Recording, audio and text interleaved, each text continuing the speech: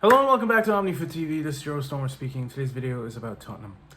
Now, generally, I would be adding the phrase "to my dismay" either before or after that statement.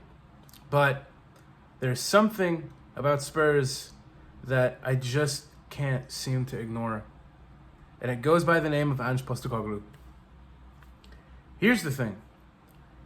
It is customary, as a Chelsea fan, as an Arsenal fan, to generally despise Tottenham. And while that may be true, someone like Ange is generally difficult to hate.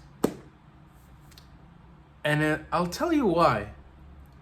His story is extremely relatable. Everything about why he loves the sport is genuine, it's raw, it's real, it's something that you can relate to as a fan, no matter who you support. It reminds you of why we love football in general. Ange is a grassroots, grounded symbol of our love for football.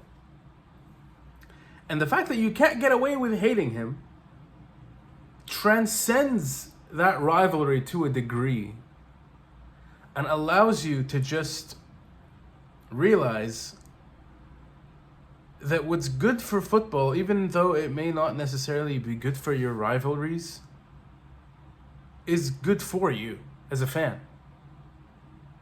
Because, let's be honest, it's extremely easy to take sides and antagonize the opposition.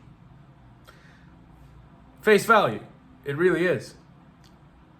But when you have someone standing in the technical area opposite to that of your managers, who is just so much of a decent human being, from everything that, or from the very first impression onto every single impression he's given, it makes you think, you know? And the fact that he was never under any pressure after taking on the job has added to the opportunity that he had to do well starting out, because Spurs are undefeated in the Premier League, them and Arsenal. And there's another piece of information I want to highlight. I made a video, and I'm calling my own bluff here, or calling myself out. I made a video about James Maddison signing for Tottenham, and I said that it was one of the dumbest things I had ever seen, because I believed, truly, and I still do, that he should have gone to Newcastle.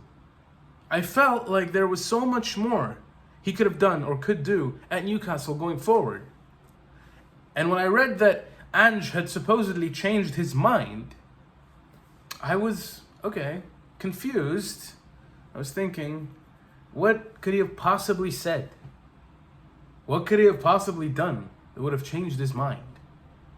Because on paper, who would take Spurs over Newcastle right now? Almost no one. But then I realized, it's not necessarily what Ange said or did, it's who he was. It's what he brought to the table in himself as a manager. And that inspired him to jump ship. And if you look at James Maddison right now, he's topping the Premier League assist charts for the season.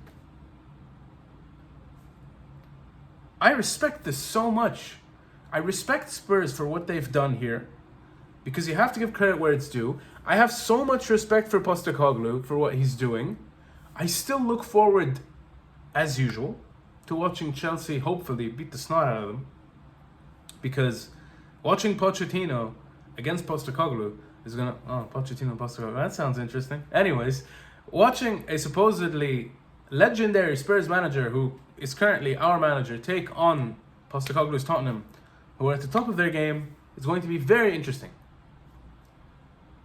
And I think it'll be just the same in regards to Arsenal and Tottenham. Throughout the season, I mean.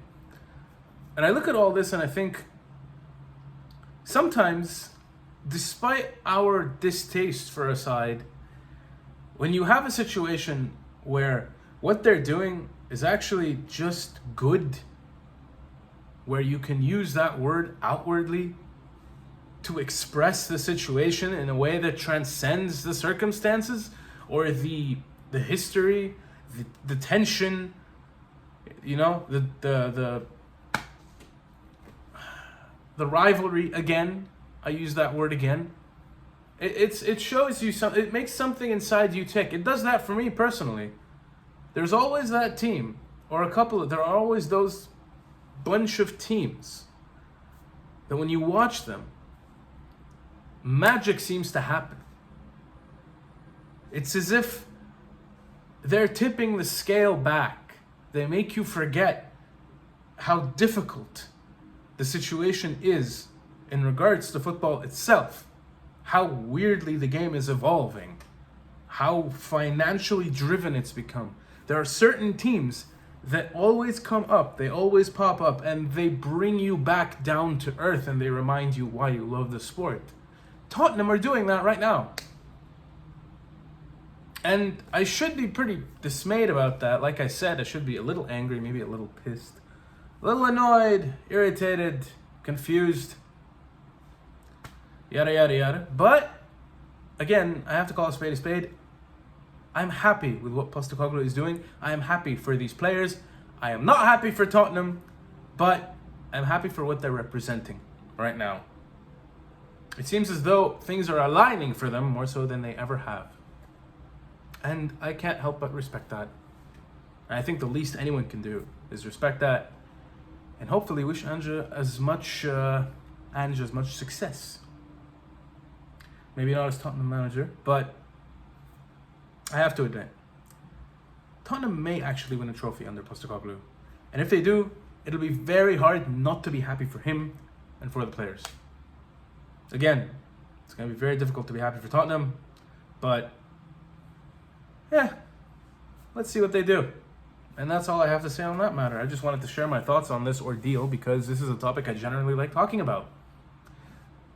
And, you know, today, Postecoglu was the center of it. I hope you guys enjoyed this video. If you did, please, hit the like button, hit the bell notifications button because we upload content on a daily basis, or we will go back to doing that. If you haven't subscribed to the channel, please do because most of our viewers are unsubscribed. Thank you so much for watching, and I will see you all next time if the whistle blows.